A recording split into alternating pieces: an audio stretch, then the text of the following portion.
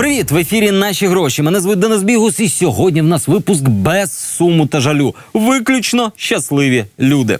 Перший сюжет – це практично інструкція, як домогтись лояльності своїх підлеглих. Не секрет, що доволі часто судді отримують державні квартири і приватизують їх у надзвичайно стислі терміни. Ми присвячували кілька випусків цій темі, але в усіх цих випусках фігурували саме судді.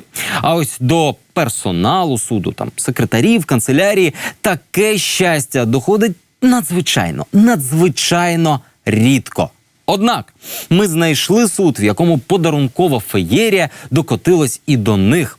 І за дивним збігом обставин саме до тих людей, які безпосередньо працювали з системою авторозподілу справ саме в той період, коли в неї активно втручались. Далі репортаж Марини Анцифорової. Господарські суди. Тут вирішуються ключові фінансові суперечки бізнесу, але остаточно вирішує, у чиїй же кишені залишаться гроші, Вищий господарський суд України. Що для вас робота у Вищому господарському суді? Ну, наверное, это все.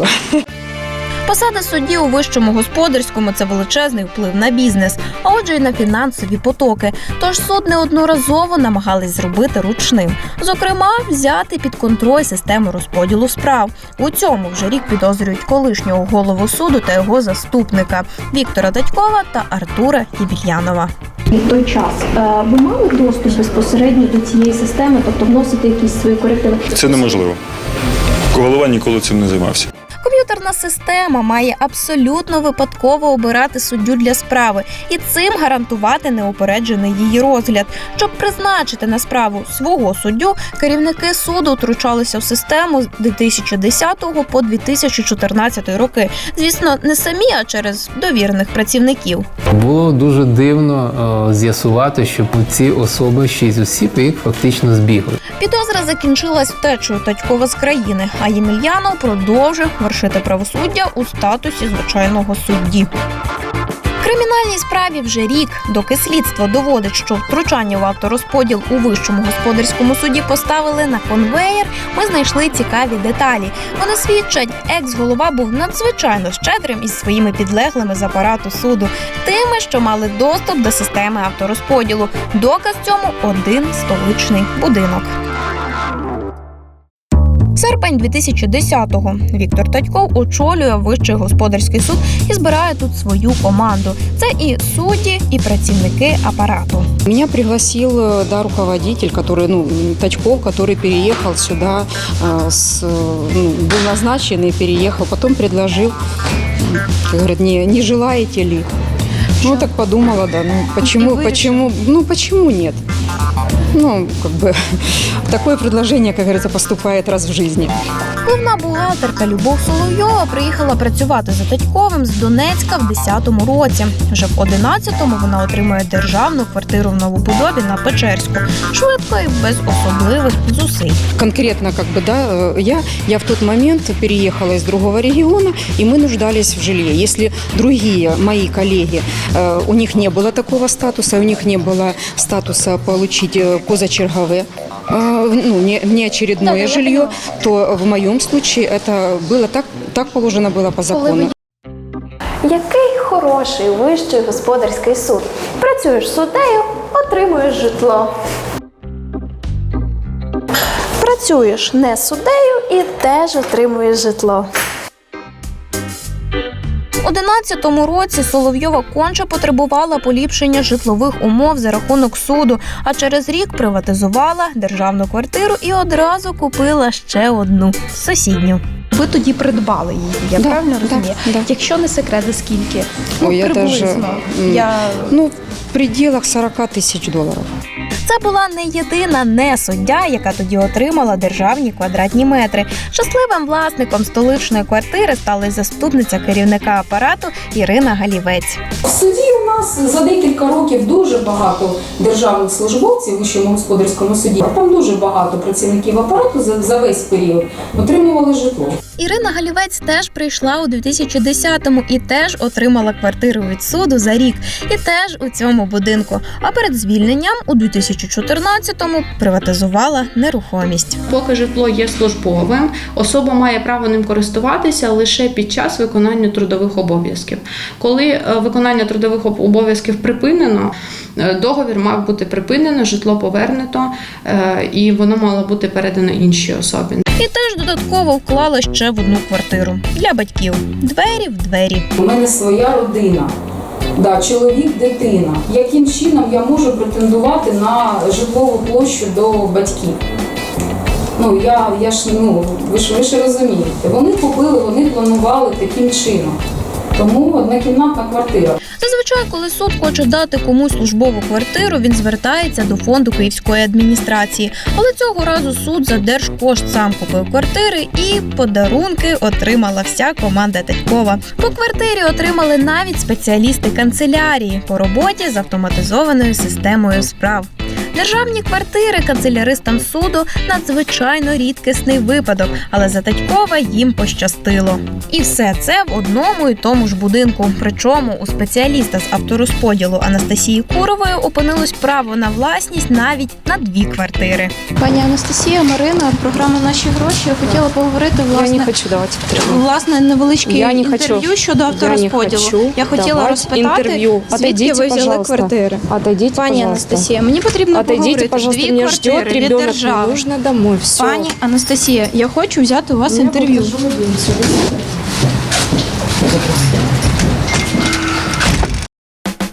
Переїхала в Печерську новобудову і Мирослава Романів, яка працювала в приймальні Татькова. Що робить головний спеціаліст? Які його основні функціональні обов'язки? Огляд практики і відповіді на листи, на звернення. Я безпосередньо займалася організацією роботи голови, включно з усім апаратом суду. Романів у 11-му році перевелася на роботу з Івано-Франківська і моментально отримала житло від суду.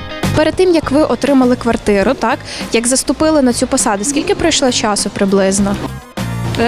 Це було в 11-му році. Я думаю, все було в 11-му році, я вам так точно не скажу. А прийшли ви коли працювати в ГСУ? В 11-му році. Не потрібно стояти багато років у черзі, достатньо просто працювати за правильного керівництва. І тоді квартиру отримаєш одразу по приїзду, а там і приватизація не забариться. У випадку пані Романів квартира перетворилась на приватну вже через 2 роки після її отримання. Новобудова у Печерському районі. Спецпроект побудований на замовлення Генеральної прокуратури. Саме тут суд за держкошт купує квартири і віддає їх заступникам, секретарям, бухгалтерам, незважаючи на те, що право на житло від суду повинен мати тільки суддя. Інна Алєєва перевелась до Вищого госпсуду з Донецька в 11-му році. І того ж року в'їхала у корпоративну новобудову. На вашу думку, чи є коректним власне розподіляти квартири від суду на працівників, на бухгалтерів, на тих, хто працював в авторозподілі, на ще когось, тобто не на суддів, суддівське житло? Судове життя – це воно таке, ми всі в справах. Тобто є певні органи, які цим займалися. Вам не образливо? Я стосовно цього ніколи мені про це навіть і думати. За версією слідства, на Алєєву розподілялось двічі, а іноді й втричі більше справ, ніж на звичайного суддю. Саме в період активного втручання у систему розподілу. Розподілялося багато справ в порівнянні з іншими суддями. Стосовно мене будь-яких кримінальних справ немає. Оце я можу сказати. Тобто ви маєте на увазі не доведено, то нічого тут розказувати, правильно? Стосовно мене немає будь-яких кримінальних справ. Прийшов на зустріч до голови суду Татькова і отримав посаду судді. Це історія Володимира Погребняка, теж власника квартири у цьому будинку. Метри він отримав за кілька місяців, тоді як на минулому місці роботі у Харківському суді чекав на житло 8 років.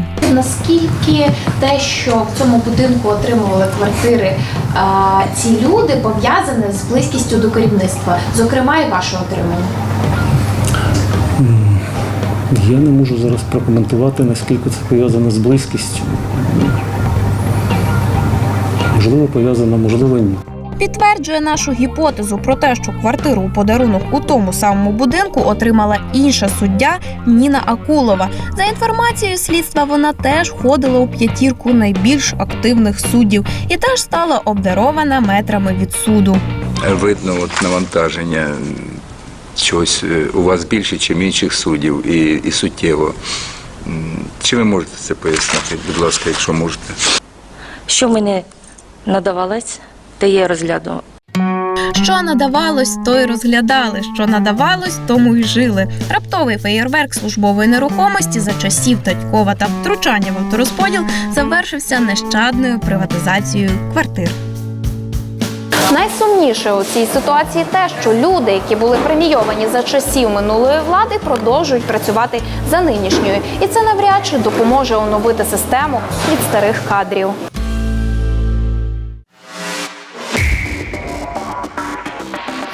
Закінчились осінні канікули, і діти повернулись на навчання. Хтось поїхав на тролейбусі, а комусь знадобився літак з 2 пересадками. Взагалі ні. Наші полетіли чартерами. В які країни розлетілись на навчання діти з усім відомими прізвищами? Марина Анцифорова. Липень, Лондон. Прем'єр Володимир Гройсман зазначає, Україні понад усе потрібна якісна реформа освіти, тільки вона дуже дорога. Новий закон про освіту, тобто нова система освіти в нашій країні, буде коштувати $3 мільярди. І тут виникає питання, чи зможемо ми це зробити, чи ні. Очевидно, що зараз нам це не по кишені. Це означає, що реформа освіти буде пролонгована. І це не дуже добре. Однак у вересні закон про освіту таки прийняли, а потім його підписав президент. Чиновники заговорили в один голос – закон хороший. До закону про освіту я ставлюся дуже позитивно. Це достатньо фундаментальний закон. Дозволять наші освіти відповідати європейським стандартам. Повністю підтримую. Повністю міняє підходи до питань освіти. І я їй буду довіряти. Та що там депутати? Сам Петро Порошенко зустрів новоприйнятий закон з гордістю. Я переконаний, що освіта – це ключ до європейського майбутнього України. Інвестиції в освіту – це не є видатки державного бюджету, а це є інвестиції. Однак самі чиновники продовжують інвестувати в своїх дітей не в Україні, хоча б позитивні зрушення в українській освіті і розхвалюють як можуть. Приміром, голова фракції «Народний фронт» Максим Бурбак. Його дочка Катерина – студентка одного з найпопулярніших вишів Британії – міського університету Лондона. Дівчина навчається в університетській Cass Business School, що входить в 10 найкращих шкіл бізнесу у світі. І як тільки закінчить виш, переконує депутат, одразу ж приїде в Україну ділитися знаннями. Вона зробила свій вибір свідомий. І я вважаю, що навчання, коли діти навчаються, потім повертаються і працюють на нашу державу, це буде найкращий подарунок нашій державі. Дякую. Я перепрошую, дякую, до побачення. Я не знаю. А от щодо вартості навчання очільник фракції «Народний фронт», цілком забезпечена людина, говорити не захотів. Я перепрошую, я вам приділив увагу, перепрошую. Питання ж справді не складне. Ціна за навчання починається від $20 тисяч на рік. Це не враховуючи витрати на проживання, харчування та дозвілля. Як ви оцінюєте рівень, власне, української вищої освіти зараз? Я вважаю, що рівень у нас високий, тому що я впевнений досі, і моє спілкування, наприклад, з викладачами вишів, воно підкреслює, що в нас високий рівень викладацької майстерності у людей. Але, як то кажуть, немає межі для вдосконалення. Вдосконалювати українську освіту потрібно, впевнений голова фракції БПП Артур Герасимов. І теж наголошує, Україні потрібен іноземний досвід. Тож його дочка Катерина вчиться у канадському приватному коледжі Бронте. Коледж хвалиться вступом своїх випускників у найпрестижніші виші Британії, Америки та Канади. Тобто донька Артура Герасимова закінчить навчання в Канаді, зможе вступити до будь-яких світових вишів, але вернеться назад в Україну, щось не сходиться. Тим більше, що ціна за навчання геть не копійчана, в залежності від напрямку від $20 тисяч на рік. Розпитати більше очільника фракції про те, чому ви ж обрали саме такий та за яким напрямком навчається Катерина, ми не змогли, хоча дуже хотіли. На 2 слова. А почекали. Зараз, там вже голосування йде. Чи вийду, не хвилюйтесь. Точно? Дякую.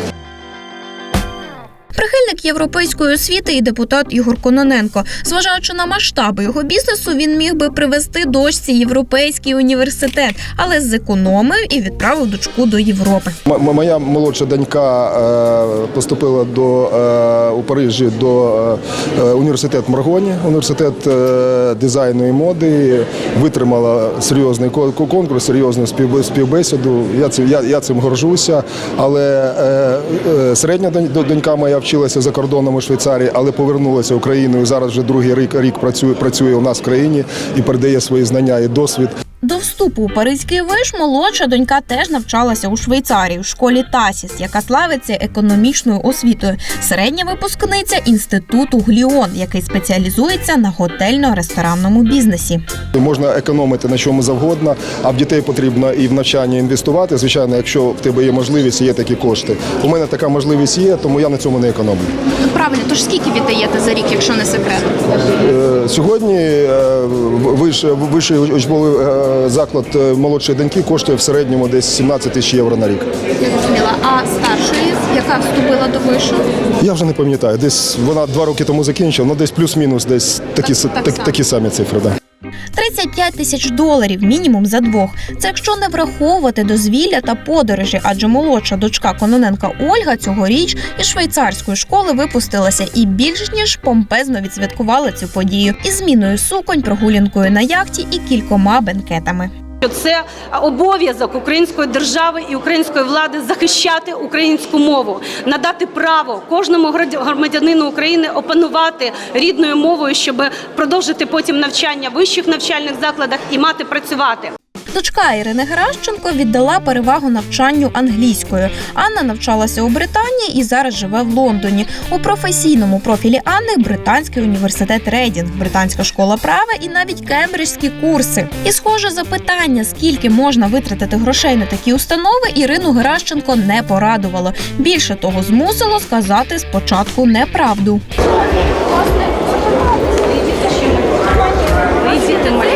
Анна, яка зараз навчається власне у Лондоні.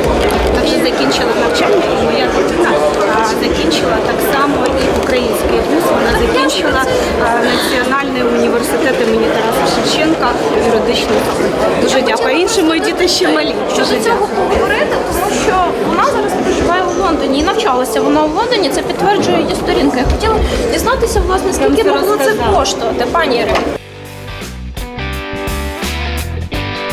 Колишня журналістка, а нині депутат від Народного фронту Вікторія Сюмар теж віддала доньку Софію до Туманного Альбіону на навчання, доки освіта в Україні не покращиться. Я сподіваюся, що нам вдасться за цей час зробити освіту достатньо якісною. А те, що стосується моєї дочки, я самотня мама, я дуже багато працюю. Так от сталося, що ми вирішили, що дочка буде в пансіонаті навчатися. Звичайний гуртожиток, звичайні умови, однак і без додаткових привілеїв британська освіта не дешева. Якщо не секрет, де і скільки витрачаєте? Бо нам, наприклад, пан Ігор Кононенко казав, що на одну дочку витрачає на рік саме на навчання, чисто на навчання $17 тисяч. Скажіть, будь ласка, а ви що потягнули, якщо не секрет? Десь приблизно таку ж суму. І це питання всієї нашої родини, це було колегіальне рішення мого колишнього чоловіка, його родини, зокрема. Віддають перевагу закордонній освіті не тільки парламентарі. Судді та прокурори теж не проти інвестувати у знання своїх дітей. Дочка судді Київського апеляційного адмінсуду Світлани Шелест Вікторія вивчала право у міському університеті Лондону. Світлана Шелест уже фігурувала у розслідуванні журналістів, в якому вона отримала квартиру на Печерських Липках вартістю щонайменше $1 мільйон. Схоже на те, що вивчити дочку у Туманному Альбіоні не завдало труднощів. Моя дочка мала абсолютні можливості навчатись за кордоном завдяки своїм батькам, завдяки батькові, завдяки моїм батькам. Мій батько – власник приватного бізнесу, власник автозаправочної станції. Це було його рішення. Шелест суддя – її чоловік держслужбовець, тому на брендові речі, аксесуари Вікторії працювала одна єдина автозаправка. Я судовий розпорядник. Засідання закінчилось, коли підготовлюватися були до іншого. Заступник керівника департаменту Генпрокуратури Михайло Лідовських теж не довірив доньку українській освіті. Навчалася Валерія у швейцарському коледжі Дюлеман. Це близько $30 тисяч на рік. Але Михайло Лідовських похвалитись навчанням не хоче. Це моє сімейне, я не можу цього розказувати. Це касається дочки, взрослої, вона вже, тому що розказувати. А чому не можете розповідати? Ви ж, власне, заступник такого департаменту. Це ж така публічна має бути інформація. Вибачте, не хочу просто.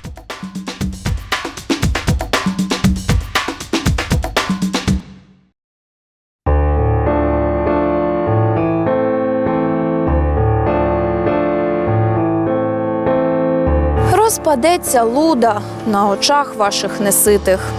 Побачите славу, живу славу дідів своїх і батьків лукавих. Не дуріте самі себе, учітесь, читайте. Віримо, що колись український диплом не соромно буде показувати. А поки спостерігаємо за тим, як діти українських політиків здобувають освіту за кордоном. Учітесь, читайте, і чужому навчайтесь, і свого не цурайтесь. А на сьогодні все. Дивіться нас також на Ютубі, спілкуйтесь з нами в соцмережах і якщо маєте цікаву тему, напишіть нам листа на електронну пошту. В телеефірі побачимось за тиждень. До зустрічі.